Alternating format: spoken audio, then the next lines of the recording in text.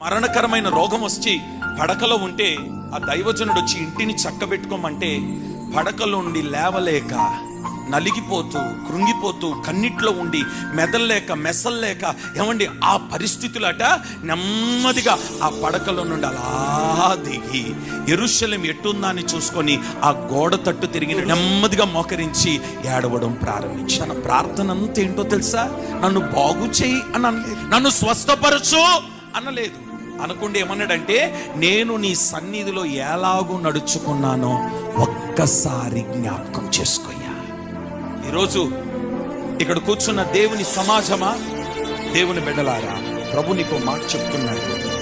దేవుని సన్నిధిలో మోకరించిన నీవు ఒక్క మాట చెప్పు, నన్ను జ్ఞాపకం చేసుకో, నా కుటుంబాన్ని జ్ఞాపకం చేసుకో, నా పిల్లలను జ్ఞాపకం చేసుకో, నీ సన్నిధిలో నేను ఎలాగున్నానో జ్ఞాపకం చేసుకో.